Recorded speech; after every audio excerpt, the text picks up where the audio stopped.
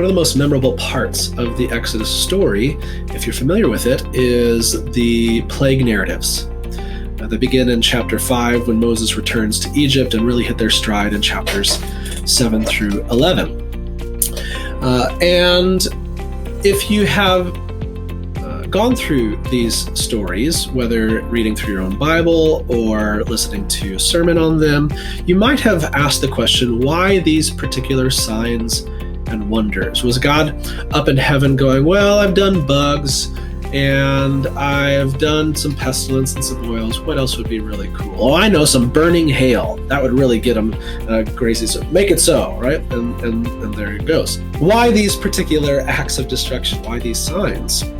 Well, the whole thing seems to begin with Moses' initial conversation with Pharaoh in chapter 5, in which Moses comes to Pharaoh and he says, "The Lord, the God of Israel, has sent me to you to tell you, let my people go, so that they may worship me in the wilderness." And Pharaoh responds to this command of God by saying, "Who is the Lord?" Which, if you recall, the Lord is our polite way of translating the divine name.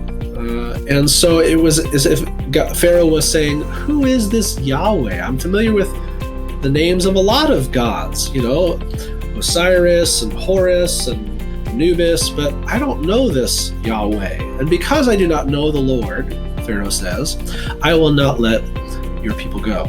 And so what follows seems to be intentionally kind of built upon that initial conversation, because at several points throughout the plague narratives, God gives a stated motivation that he attaches to a various plague. I'm going to do this, and he says, so that you may know that I am the Lord, so that you may know exactly who I am, so that you may know that I am this Yahweh that you did not know or have any familiarity with before, and acknowledge me. And the you in that phrase, so that you may know, is even directed towards different audiences at particular points in time. A lot of times it's to Pharaoh, so that Pharaoh may know and acknowledge that I am the Lord. So that the Egyptians may know and acknowledge that I am the Lord. So that the Israelites even may understand who I am and would be prepared to acknowledge me as their God. Even the other nations, so that they may know that I am the Lord. All of these plagues seem directly engineered so that Israel and everyone else would be ready to understand and acknowledge God as the one true God. Because you see, the problem is that Israel has been surrounded by a number of gods and goddesses for several hundred years. And because of that, there would be a challenge that God has to initiate, that even after they've been delivered and rescued from Israel, God wants an exclusive relationship. Back when he calls Moses, he says to Moses, I will take you to be my people, and I will be your God. And so the issue here in Exodus is not just simply getting Israel out of Egypt, but it's getting Egypt out of Israel, the Egyptian practices and beliefs that they had been surrounded by for hundreds of years, so that they can be prepared to worship God as he intends them to. In order to do that, God has to demonstrate his superiority, not just over Egypt, not just over Pharaoh, but over the gods of Egypt. And several of the plagues seem particularly designed and engineered to showcase God's power and superiority over a particular deity, a god or goddess in the Egyptian pantheon. Now, this doesn't map equally well, perhaps on all 10 plagues.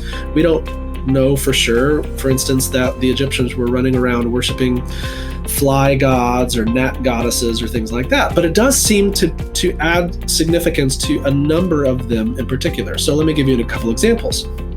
The first plague, in which Moses kind of walks onto the scene, he turns the Nile to blood. And the Nile was this central river that went up through the land of Egypt and literally the main water source for the entire nation. Its annual flooding provided sediment and irrigation for the surrounding fields so that they could grow crops. It was the life source of this kingdom.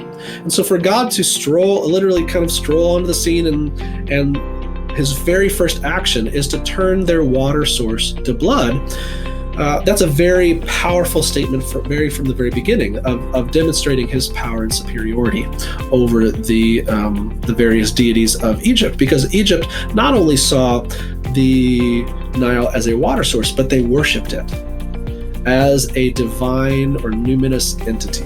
Now this plague is followed, the second plague, by the plague of frogs that come up out of the Nile, undoubtedly reacting to the Nile being turned to blood, and swarm over the land. And we read that and we might go, yeah, the Nile, the blood, that's crazy. That's really powerful. And to follow that with a bunch of frogs just kind of seems, like, is God in a sophomore slump? What's going on here? But what I think really helps us understand the significance potentially of this plague is when we learn about a particular Egyptian goddess by the name of Heket.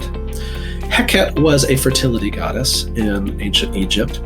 Her primary responsibility was to be a midwife to Egyptian women. She was imagined as kind of this patron deity who, when women went into labor, would help protect them and ensure the health and well-being of both the mother and the child.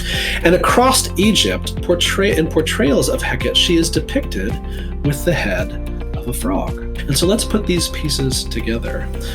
Rewind a couple chapters and remember that this whole thing starts with Pharaoh going to a bunch of midwives and ordering them to kill the newborn children of the Israelites. And when they refuse, he orders all of the Egyptians to throw Hebrew infants and babies into the Nile and kill them. And what God is doing, I think, in the second plague is responding to this horrendous act of evil and communicating to the Egyptians, don't think that you've gotten away with that. Don't think that I did not see exactly what you did and that is not going to go unanswered. God is declaring that he is on the side of these people that have been mistreated for hundreds of years. Now, I could go on with a couple other examples. Let me briefly turn to the last couple plagues. The penultimate 9th plague is the plague of darkness.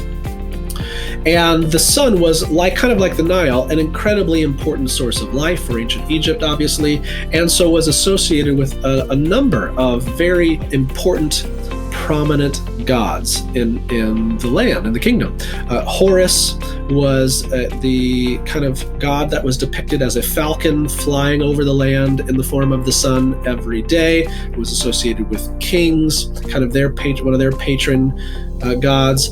Amun-Ra, at various points in Egyptian history, was the supreme deity in the national pantheon. So very powerful, important gods are associated with the sun. And so for God to bring darkness and to blanket out the sun for 3 days in Egypt was communicating, again, his superiority and his power over even the top levels, the most powerful of Egypt's gods. And then finally, of course, you have the 10th plague, right? The death of the firstborn, in which the text states very explicitly that even Pharaoh's son is killed in this plague. Again, Pharaoh was seen as a god, not just a king in ancient Egypt.